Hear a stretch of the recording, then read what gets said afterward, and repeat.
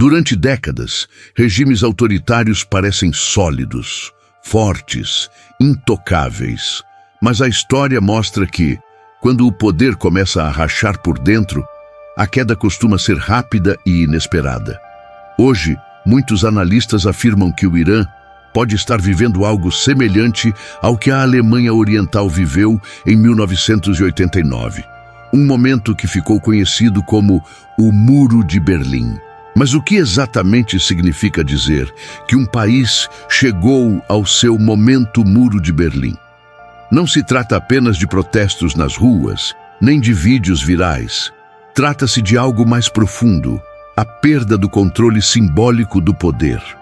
Quando o medo começa a falhar, o regime entra em território desconhecido. Nos últimos meses, o Irã tem sido palco de manifestações recorrentes, repressão intensa e sinais claros de desgaste político. Para alguns, são apenas crises passageiras. Para outros, são sintomas de um colapso estrutural em andamento. A pergunta é: estamos diante de mais um protesto ou de um ponto de ruptura histórica? Para entender o que está acontecendo no Irã, precisamos voltar no tempo. Mais especificamente para a Europa dividida do século XX. Para um muro que não era apenas de concreto, mas de medo, vigilância e controle. O Muro de Berlim. Durante décadas, a Alemanha Oriental manteve sua população sob rígido controle.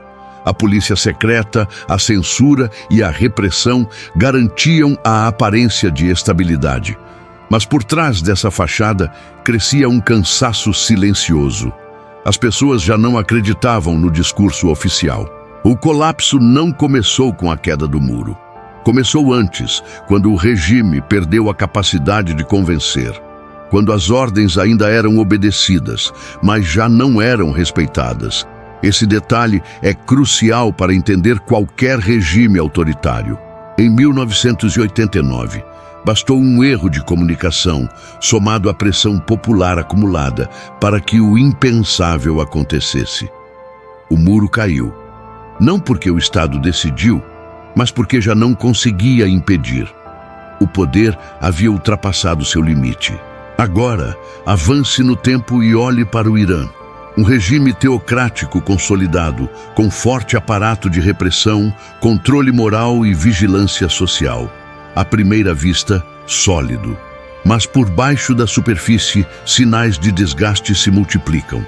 A economia pressionada por sanções, o desemprego juvenil, a inflação e a falta de perspectivas corroem a legitimidade do regime. Quando o cotidiano se torna insustentável, o discurso ideológico já não basta. Os protestos no Irã não surgem do nada.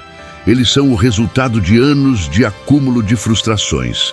O que muda agora é a frequência, a intensidade e, principalmente, o perfil de quem protesta. Cada novo protesto testa os limites do regime. Reprimir custa caro, financeiramente, politicamente e simbolicamente. Quanto mais força é usada, mais claro fica que o controle não é mais natural, é imposto. E há um ponto crítico, quando o medo deixa de funcionar. Regimes autoritários sobrevivem enquanto conseguem convencer a população de que resistir não vale a pena. Quando essa equação se inverte, o sistema entra em risco. No Irã, vemos sinais dessa inversão.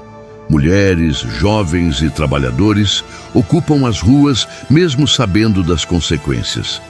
Isso não significa vitória imediata, mas indica algo ainda mais perigoso para o regime: a perda do monopólio do medo. Assim como na Alemanha Oriental, o problema não é apenas político, é simbólico. O regime começa a parecer antigo, desconectado, incapaz de oferecer futuro. E quando o futuro desaparece, o presente se torna insuportável. Mas atenção, nem todo momento Muro de Berlim termina com queda imediata.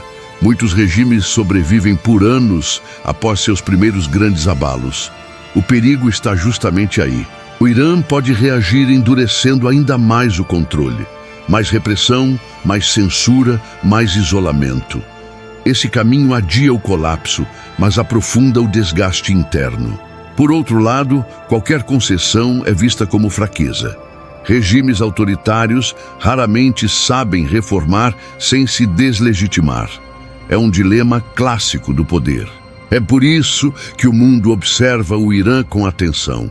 Não apenas pelo que acontece hoje, mas pelo que pode acontecer amanhã.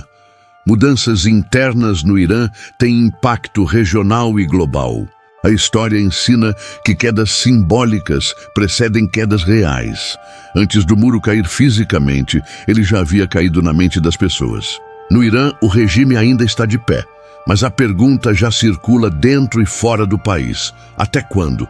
Quando o poder ultrapassa seus próprios limites, ele se torna refém da força.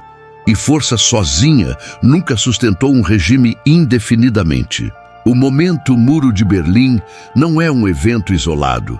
É um processo lento, tenso e imprevisível. E o Irã pode estar caminhando exatamente por esse terreno. Nada está decidido, mas a história raramente dá avisos tão claros quanto esses. Ignorar esses sinais é um erro que muitos regimes cometeram antes, e todos pagaram o preço. O poder tem limites.